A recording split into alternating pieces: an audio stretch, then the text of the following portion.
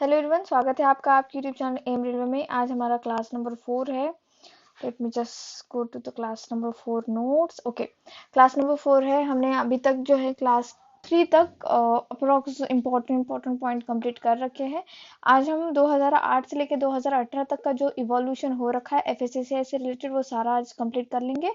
And जो हमारा पहला पॉइंट होता है ना, जो हमारे सिलेबस में दे रखा है, let me just go for my syllabus slide. जैसे कि पहले स्लाइड वाली जो स्लाइड है, एक मिनट मुझे देखने दीजिए। हाँ, ये जो है, ये जो पहला पॉइंट है, जेनेसिस एंड इवोल्यूशन ऑफ एसिस है, तो ये कंप्लीट हो जाएगा। ठीक है, structure and function of food authority हम कल पढ़ लेंगे। ये भी बहुत ज़्यादा इंपॉर्टेंट है, यहाँ से क्वेश्चन 100% बनेगा। जैसे कि मैंने आप लोगों को पहले ही बता रखा था कि क्वेश्चन वहाँ से फूड अथॉरिटी से बनेगा, जो कि बहुत ज़्यादा डिटेल में पढ़ना भी है हमको, और बहुत ज़्यादा चीज़ें फैक्चुअल है जो मगअप करनी है, वो बातें मैं बता दूंगी कल की क्लास में। ठीक है, चलिए स्टार्ट करते हैं। क्लास स्टार्ट करने से पहले मैं आपको बता दूं, अगर आपने मेरा जीके का ई बुक परचेज नहीं किया है तो परचेज कर लेना, क्योंकि देखो अल्टीमेटली जीके भी बहुत ज़्यादा मार्क्स के लिए आपको आने वाला है, और जितना ज़्यादा अच्छे से आप जीके पढ़ोगे रिग्रेसली, ठीक है, और जिस 5 टाइम्स अगर रिवीजन होता है आपका जीके का, मोर देन इनफ आप एग्जाम में क्वालिफाई कर पाओगे।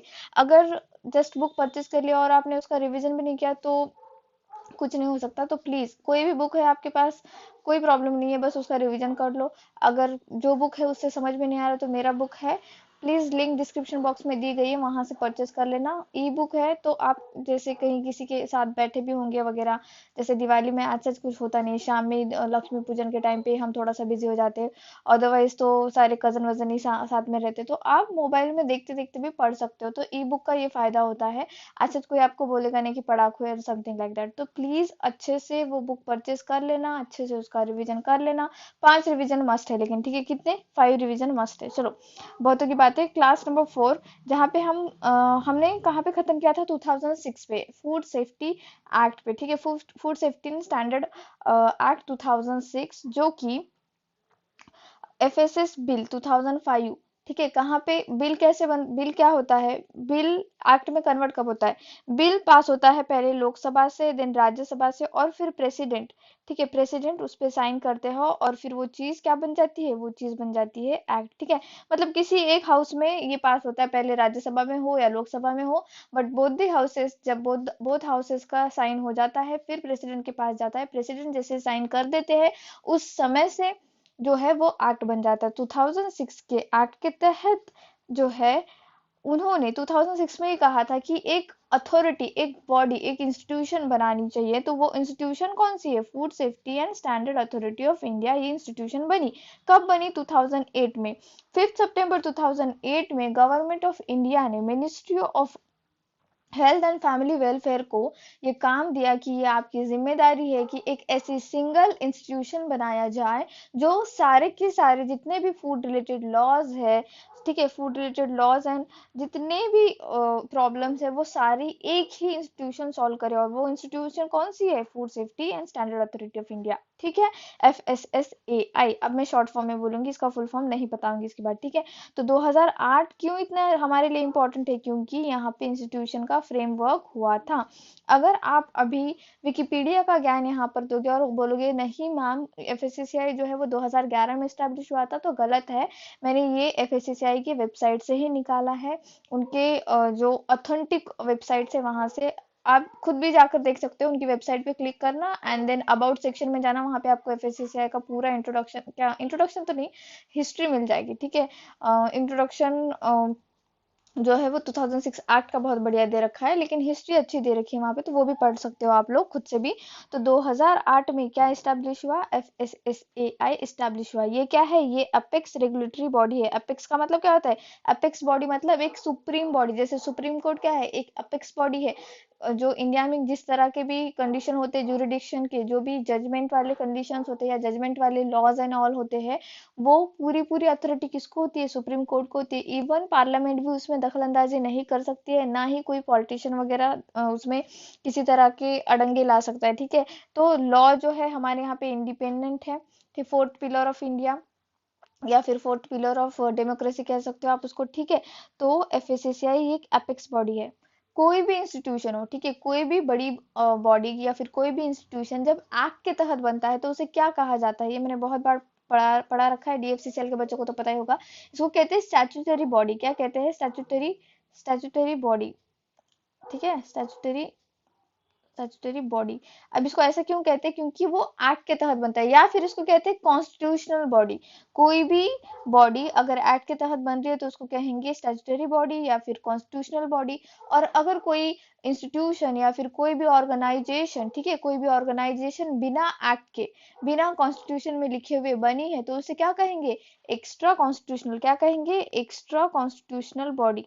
ठीक है, एक्स्ट्रा कॉन्स्टिट्यूशनल बॉडी या फिर एक्स्ट्रा कॉन्स्टिट्यूशनल बॉडी ही कहेंगे उसको। ठीक है, अनस्टैट्यूटरी बॉडी भी कहते हैं उसको। ठीक है, समझ में आ गया? तो जब इंस्टीट्यूशन हमारा बना, FSSAI बना, तो 8 साइंटिफिक पैनल्स बिठाए गए।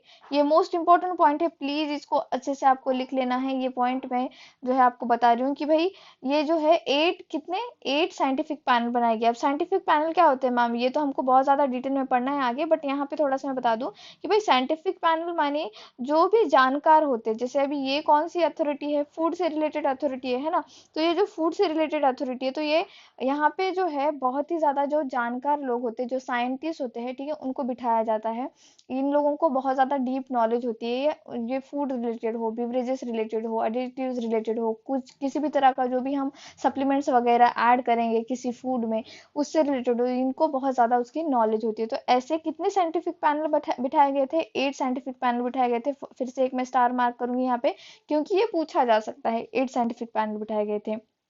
और ये इंपॉर्टेंट है। ये let me change the colour. Colour same हो गया ना? देखो, 5 सितंबर 2008, कौन सी डेट इंपॉर्टेंट है हमारे लिए? 5 सितंबर 2008 को गवर्नमेंट ऑफ इंडिया ने ऑर्डर किया था, इस्टेब्लिश करो क्या? एक इंस्टीट्यूशनल बॉडी, जो कि सारा फ्रेमवर्क, सिंगल एक बॉडी होनी चाहिए पूरी इंडिया की। और ऐसे नहीं कि सिर्फ एक ही बॉडी जो है या फिर एक ही ऑर्गेनाइजेशन पूरी इंडिया को हैंडल कर सकती है, बिल्कुल नहीं, इम्पॉसिबल है। ये जो बॉडी है, इसके अंडर स्टेट में, हर स्टेट में एक एक जो है स्टेट रिलेटेड अथॉरिटी, हम जो आगे देखेंगे, स्टेट अथॉरिटी होती है। ठीक है, तो देखो 5 सितंबर 2008 FSCCI का एस्टेब्लिशमेंट की बात की गई। किसके under? Ministry of health and family welfare. ये इंपॉर्टेंट है हमारे लिए। कौन से मिनिस्ट्री के under? Ministry of health and family welfare. अभी रिसेंटली 2021 में कौन है इसके मिनिस्टर? मिनिस्टर है मनसुख मांडविया जी। कौन है? मनसुख मांडविया जी। क्या होता है, जब बहुत बड़ी ऑर्गेनाइजेशन होती है या फिर बहुत बड़ी मिनिस्ट्री जब होती है, जिसको बहुत ज्यादा काम हैंडल करना होता है, तो वहां पे एक अपर लेवल पे मिनिस्टर होते हैं, ठीक है, और उनके under 2 state minister of state होते हैं। क्या होते हैं? मिनिस्टर ऑफ स्टेट होते हैं। फिलहाल एक जो प्लेस है वो वैकेंट है, और एक प्लेस जो है उनका अपॉइंटमेंट हो चुका है। तो आपको ये नाम इंपॉर्टेंट है, ये जो है रिसेंट में हुआ है, तो आपको इनका नाम याद रखना है। Doctor Bharati Praveen Pawar ji, minister of state for health. ठीक है, ये जो लेडी है, doctor Bharati Praveen Pawar ji, minister of state for health है। ठीक है, फगन सिंह का भी आप नाम देखोगे, उनका डॉक्टर फगन सिंह जी का भी नाम देखोगे आप, लेकिन उनका अपॉइंटमेंट, मतलब उनका कहीं और अपॉइंटमेंट हो चुका है, तो इसीलिए अभी फिलहाल एक जो सीट है वो वैकेंट है। ठीक है, अगर जैसे ही अपॉइंटमेंट होता है, न्यू अपॉइंटमेंट होता है और अपनी एग्जाम उसके पहले नहीं होती है, तो मैं वो बता दूंगी आपको वहाँ पे पॉइंट आउट करने के लिए या फिर नोट डाउन करने के लिए मैं बता दूंगी, टेलीग्राम ग्रुप पे भी बता दूंगी। तो प्लीज टेलीग्राम ग्रुप भी ज्वाइन कर लेना, ऐसी इंपॉर्टेंट बातें वहां पर भी जो है, जो सिंपल वन लाइनर इंफॉर्मेशन होती है वहां पे मैं डिस्कस कर लूंगी। ठीक है, तो आपको इंपॉर्टेंट क्या याद रखना है कि अभी जो 2021 में मिनिस्टर कौन है? तो मनसुख मांडविया जी। अच्छा, जब हमारी FSCCI बनी थी तब कौन थे? 2008 की बात कीजिए मैडम, ये भी तो पूछा जा सकता है। हाँ बराबर, ये भी पूछा जा सकता है। तो कौन थे? अनुमनी रामदोस जी। ठीक है, अनुबुमनी रामदोस जी, ये थे minister of health and family welfare in 2008। Okay, तो ये इंपॉर्टेंट हो गया है भाई। FSCCI बना, FSCCI का काम क्या है? रेगुलेट करना है, किस तरह से फूड मैन्युफैक्चर हो रहा है, किस तरह से पैकेजिंग हो रहा है, किस तरह से फूड का जो डिस्ट्रीब्यूशन हो रहा है, जो भी खाना जा रहा है वो साइंटिफिकली प्रूवन है, मतलब not scientifically proven but scientifically wholesome है, कि जो जो भी कंज्यूमर उसको खा रहा है उसको किसी तरह का हार्म ना हो, ठीक है, किसी तरह की बीमारी ना हो। ये सब किसका काम होता है? FSCCI का काम है। ये एक एपेक्स रेगुलेटरी बॉडी है।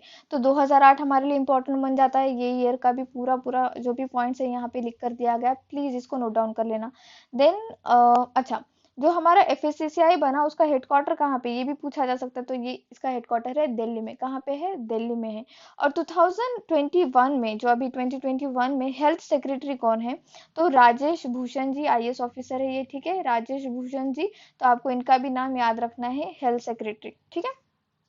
नेक्स्ट नेक्स्ट पॉइंट है 2011 की बात आती है। अब 2011 में क्या हुआ कि ऑपरेशनलाइजिंग द एफएसएस एक्ट। अब एफएसएस एक्ट कब बना था भाई? 2006 में बना था, बट इसको ऑपरेशनलाइज करते करते करते करते 2011 तक की बात आ गई। इसीलिए आपको जब आप सर्च करोगे ना कि एफएसएस कब स्टैब्लिश हुआ, तो वो बताएंगे 2011, I think 23 August something like that. तो वो वैसी बात नहीं है, उसको ऑपरेशनलाइज होते होते, स्टैब्लिश वो 2008 में ही हो गया था, बट उसकी बिल्डिंग बनते बनते सारे वहाँ के सीईओ और चेयरपर्सन अपॉइंट करते करते 2011 तक की बात आ गई थी, ठीक है। तो ये ऑपरेशनलाइज हो गया था। तो ऑपरेशनलाइज में क्या हुआ, एफएसएसए रूल्स थे और 6 की रेगुलेशन नोटिफाई किए गए थे। कितने? 6। ये पॉइंट इंपॉर्टेंट है, प्लीज इसको नोट डाउन कर लेना बच्चों। इसको जो है आप अच्छे से नोट डाउन कर लेना। कितने रेगुलेशन की रेगुलेशन? 6 की रेगुलेशन। कौन से थे मैम? तो देखो, ये 6 की रेगुलेशन था। तो ये तो सारा सेम है, फूड सेफ्टी एंड स्टैंडर्ड्स, ठीक है। Licensing and registration of food business regulation 2011, ठीक है, 2011। Prohibition and restrictions of sales. अब ये क्या प्रोहिबिशन, क्या किस बात का प्रोहिबिशन? प्रोहिबिशन ऐसे चीजों का जो कि फूड को कंटामिनेटेड कर दे या फूड की क्वालिटी डिबेस कर दे। जैसे मैंने कहा कि डिबेसिंग द क्वालिटी का मतलब क्या है कि फूड की क्वालिटी कम कर देना, या फिर फूड में जो भी अडल्ट्रेशन चीजें मिलावट होती है उन चीजों का ही प्रोहिबिशन कर देना। उन चीजों पे ही, उन चीजों की सेल पे ही रेस्ट्रिक्शन कर दोगे तो किस तरह से अडल्ट्रेशन होगा? होगा ही नहीं अडल्ट्रेशन।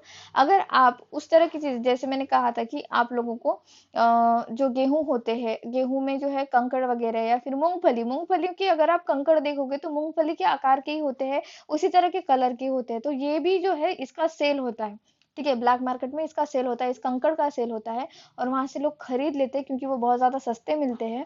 और इस तरह के अगर रेस्ट्रिक्शन लगा दे, ऐसा ही सेल ना हो, तो फिर अडल्ट्रेशन होगा क्या? नहीं होगा, सिंपल बात है।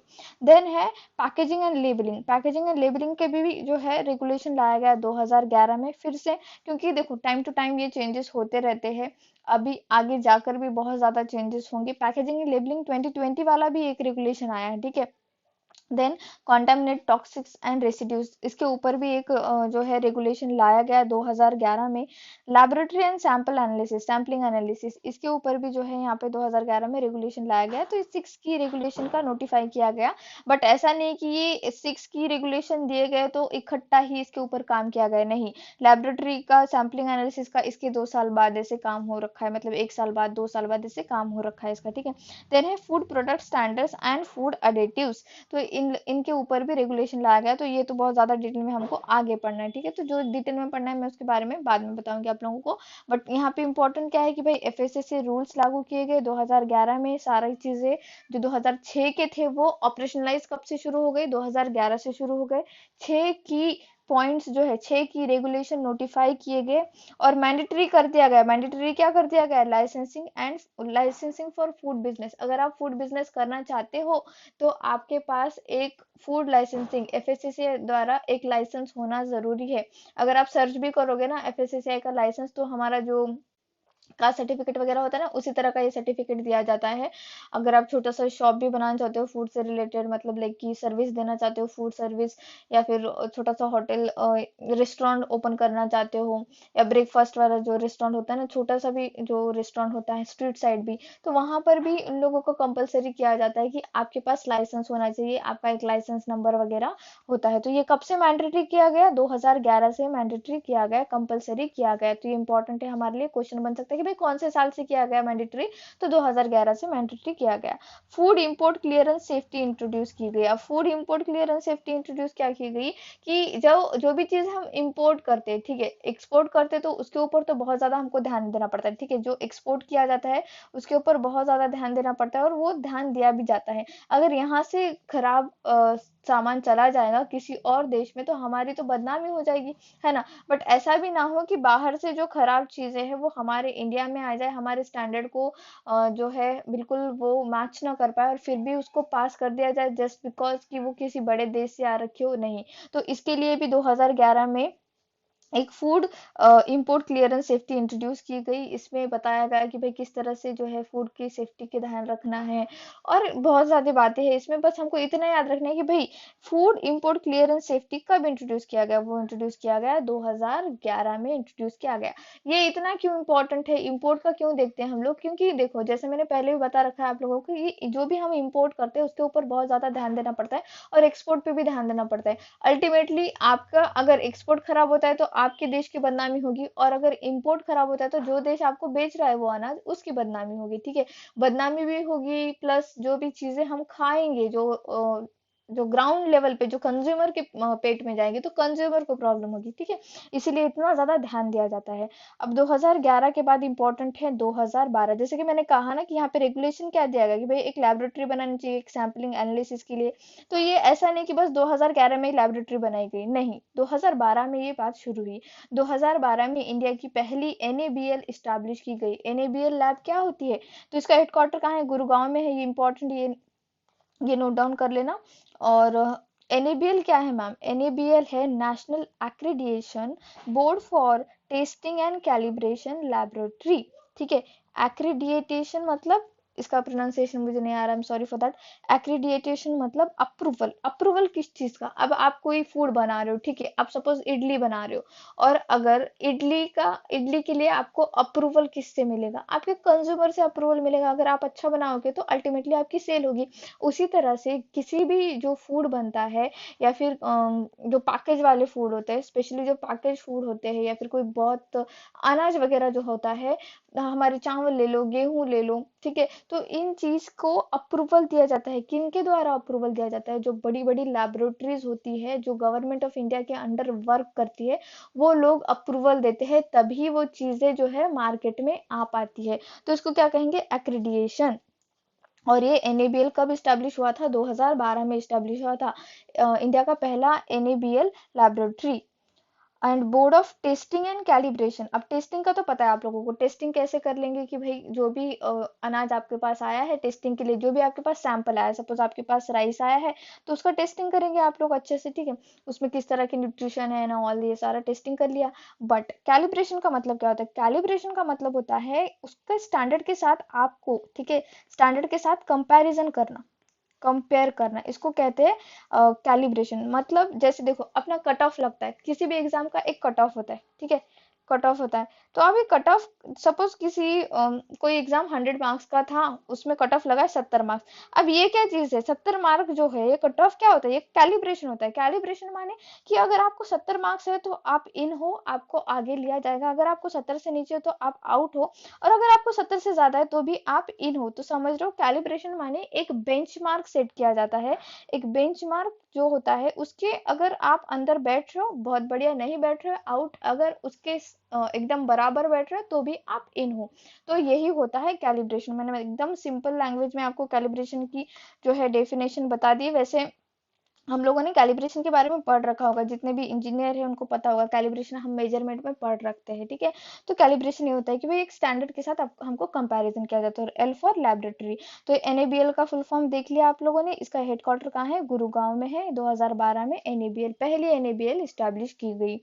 देन बात आती है 2013 की। अब 2013 में क्या हुआ, इनहांसिंग विजिबिलिटी। अब इनहांसिंग विजिबिलिटी का मतलब क्या है मैम, यहाँ पे क्या किया गया कि लाइसेंस जो है, ठीक है, जो एफएससीआई का लोगो और लाइसेंस नंबर कंपलसरी कर दिया गया है, जो भी आपके पैकेज जो फूड होते हैं ना उसके ऊपर। ऐसा क्यों किया गया, क्योंकि देखो कंज्यूमर अवेयर होना शुरू हो गए थे। 2012-13 से ही लोग अवेयर होना शुरू हो गए थे।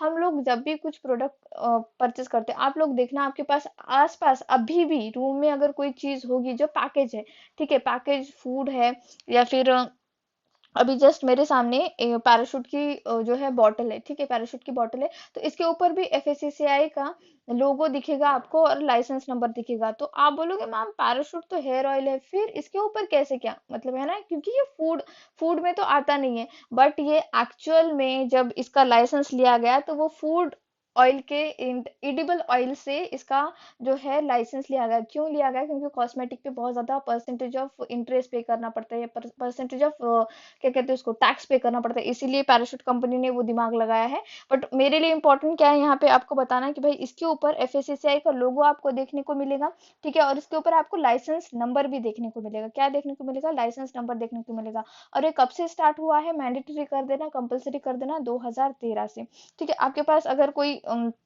इस तरह का यहाँ पे है देखो, एफएससीआई लोगो, ऐसा आपको लोगो दिखेगा।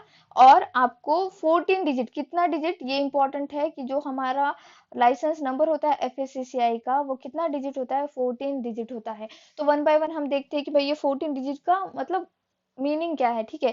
जो पहला नंबर दिखाई देता है वो बताता है एफएससीआई रजिस्ट्रेशन, एफएससीआई लाइसेंस के बारे में, ठीक है। और जो बाद बाद के दो दो डिजिट होते हैं, ठीक है, जो नेक्स्ट टू डिजिट होते हैं वो बताते हैं स्टेट कोड इन विच एफएससीआई रजिस्ट्रेशन ऑब्टेन। स्टेट के बारे में बताते हैं, किसके बारे में बताते हैं? स्टेट के बारे में बताते हैं। अगले दो डिजिट जो होते हैं ये बताते हैं कौन से साल, ठीक है, कौन से साल जो है एफएससीआई में इसका रजिस्ट्रेशन हुआ है। अब यहाँ पे 2019 है तो यहाँ पे 19 दिया गया। अगर आप 2021 में करोगे तो यहाँ पे क्या आएगा? 21 आएगा। जो अगले तीन डिजिट है ये बताते हैं रजिस्ट्रेशन ऑफिसर अंडर हुम एफएससीआई लाइसेंस ऑब्टेन। तो जो ऑफिसर होता है उसका भी एक नंबर दिया जाता है, तो यहाँ पे वो नंबर मेंशन किया जाएगा। देन जो बाकी के जो 6 डिजिट बच रहे हैं वो बताते हैं serial number of food business operator. ये क्या बताते हैं? सीरियल नंबर बताते हैं किसका? फूड बिजनेस ऑपरेटर का। तो ये कितना डिजिट हो गया? 14 डिजिट हो गया। ये क्या है? FSCI licence number. कब से इसको मैंडेटरी कर दिया गया है? 2013 से। मतलब इसका जो इनहांसिंग विजिबिलिटी को इनहांस कर दिया गया कि भाई लोग तो अवेयर हो रहे हैं, और हमको भी, हमारी भी जिम्मेदारी बनती है कि हम जो है हर प्रोडक्ट, हर पैकेज फूड के ऊपर क्या करें कि हमारा लाइसेंस दिखाना शुरू कर दे। इससे क्या होगा कि लोग उसको खरीदेंगे, डरेंगे नहीं, उनको पता चल जाएगा कि भाई इसमें अडल्ट्रेशन जैसे कोई चीज नहीं है, इसको स्टैंडर्ड अथॉरिटी ने जो है इसको अप्रूवल दे रखा है, ठीक है। ये हो गई 2013 की बात। अब बात आती है 2018 की, जो कि बहुत ही ज्यादा इंपॉर्टेंट है। 2018 में क्या हुआ? Bringing the vision alive. अब कौन सा विजन? एक विजन जो कि मोस्ट इंपॉर्टेंट है, one nation one food law. एक हमारा नेशन है तो एक ही फूड लॉ होना चाहिए। मतलब ये 1954 से चलता आ रहा है। 1954 में हुआ, देन 2006 में इसको इकट्ठा किया गया, फिर 2006 से लेके 2018 तक यही बात हो रही कि भाई और इकट्ठा करो, और कंसोलिडेट करो, और कंसोलिडेट करो। तो one nation one food law तो हमको बहुत ज्यादा डिटेल में पढ़ना है, वो आगे हम पढ़ेंगे। बट जो इंपॉर्टेंट बातें हुई है 2018 में वो देखेंगे। पहली round table state health minister की एक मीटिंग हुई थी, ठीक है। First round table of state health minister of on food safety. किसके ऊपर? कौन सी चीज के ऊपर? ऑन फूड सेफ्टी के ऊपर, ठीक है, on food safety and nutrition के ऊपर ये बात हुई थी। तो आप लोगों ने 2018 में अगर प्रिपरेशन स्टार्ट कर रखी हो, या फिर 2018 में आपने न्यूज़पेपर भी पढ़ रखा होगा, तो आप लोगों को पता होगा कि भाई बहुत बड़ा इनिशिएटिव लिया गया था न्यूट्रिशन के ऊपर। इसके लिए वर्ल्ड बैंक ने भी बहुत ज़्यादा पैसा भी दे रखा है। एक स्कीम है जो कि हम आगे पढ़ेंगे जब डायनामिक्स ऑफ एफएससीआई पढ़ेंगे तब। बट ये इंपॉर्टेंट है कि हमको वो 2018 वाली भी बात यहाँ पे इंटरलिंक करनी है, ठीक है। नेशनल न्यूट्रिशन मिशन करके यहाँ पे लिख लो आप लोग, नेशनल, ये भी इंपॉर्टेंट है, ठीक है, नेशनल न्यूट्रिशन मिशन। ये 2018 में पास हुआ था, और इसको, इसके लिए वर्ल्ड बैंक ने बहुत पैसा दिया था। किसने दिया था? वर्ल्ड बैंक ने, ठीक है, ये इंपॉर्टेंट है। First national food laboratory, first जो हमारी इंडिया की पहली फूड लेबोरेटरी नेशनल लेवल की, वो कहाँ पे? गाजियाबाद में इस्टेब्लिश की गई इन पीपीपी मोड। पीपीपी मोड क्या होता है? Public private partnership mode. इसमें पब्लिक मतलब सरकारी परसेंटेज ऑफ शेयर होगा, और गवर्नमेंट का भी शेयर होगा, और प्राइवेट कंपनी का भी शेयर होगा, ठीक है। नेशनल रेफरेंस लेबोरेटरी भी बनाई गई यहाँ पर। तो हमारे लिए दो भी इंपॉर्टेंट बन जाते हैं कि भाई ये जो लैबोरेटरी है वो कब बनाई गई, तो 2018 की बात है। ये जो दो लैबोरेटरी बनाई गई यहाँ पे। Secondly first artificial intelligent powered chart board बनाए गए। ये चार्ट बोर्ड का आपको नाम याद रखना है। जैसे अगर आप इंडियन रेलवे की वेबसाइट ओपन करते हो तो वहां पे आस्क दिशा करके आपको दिखेगा कि वो जो है चार्ट बोर्ड ओपन हो जाता है, और आप जो भी क्वेश्चन पूछेंगे रिलेटेड टू आपके ट्रेन, रिलेटेड टू आप जहाँ पे रुके हैं रेलवे स्टेशन का, अगर कोई होटल वगैरह है वहां पे रुके तो उसके बारे में आपको बात वो चार्ट बोर्ड बता देगा। कोई भी एफएक्यूज वगैरह होंगे वो बता देगा। उसी तरह से अगर आप एफएससीआई का वेबसाइट ओपन करोगे तो आपको ये दो चार्ट बोर्ड दिखेंगे, फूड गुरु और फूड फंडा। ठीक है, आपको ये दोनों के भी नाम याद रखने हैं, इससे क्वेश्चन बनेंगे जरूर। और इससे इंटरलिंक करके मतलब कोई डिटेल इन्फॉर्मेशन होगी तो 100% मैं वो आपको बता दूंगी। बट फिलहाल के लिए इन दोनों का नाम हमारे लिए इंपॉर्टेंट बन जाता है, तो दोनों का नाम आपको याद रखना है। कौन कौन? Food Guru and food funda. पहला artificial intelligence powered chatbot, I am sorry for the background noise, chatbot जो है बनाया गया कब? 2018 में बनाया गया। ठीक है, तो इतनी बातें इंपॉर्टेंट है। हमने जर्नी कहाँ से स्टार्ट की थी? हमने जर्नी स्टार्ट की है अप्रोक्स 1954 या कहे 1916 से। यहाँ पे मैं दिखती हूँ, यहाँ पे लिख देती हूँ। ठीक है, 1916 से। ठीक है, 1916 से हमने जर्नी स्टार्ट की और हम आ पहुंचे हैं 2018 में। तो ये इतना बड़ा फेज जो है मैंने 2 लेक्चर्स में ऑलमोस्ट कंप्लीट कर दिया है। आप लोगों ने अगर पहले वाले लेक्चर नहीं देखे तो देख लेना, पूरा कंप्लीट अच्छे से पढ़ लेना। अब हम कल क्या पढ़ेंगे? हम कल पढ़ेंगे फूड अथॉरिटी। क्या पढ़ेंगे? फूड अथॉरिटी, जो कि मोस्ट इंपॉर्टेंट है और इससे 100% क्वेश्चन बनेंगे। और ये पॉइंट पढ़ने के बाद ना बाकी सारी चीजें बहुत ही ज्यादा फैक्चुअल है, आपको आराम से सब कुछ समझ में आ जाने लगेगा। यहीं तक था जो कि थोड़ा सा कॉम्प्लिकेटेड था। ठीक है, फूड अथॉरिटी एक बार पढ़ लिया ना, कंप्लीट कर लिया, और जो भी सीईओ है, चेयरपर्सन है, उनका नाम वगैरह याद कर लिया ना, दैट्स इट। फिर आप तो आराम से सिक्योर कर पाओगे 100 आउट ऑफ 100। बाकी सारी चीजें तो बहुत नॉर्मल है। ठीक है, तो अभी के लिए इतना ठीक है, काफी है। Thank you so much for watching. Please subscribe my channel, share this video, like this channel, please keep revising. Thank you.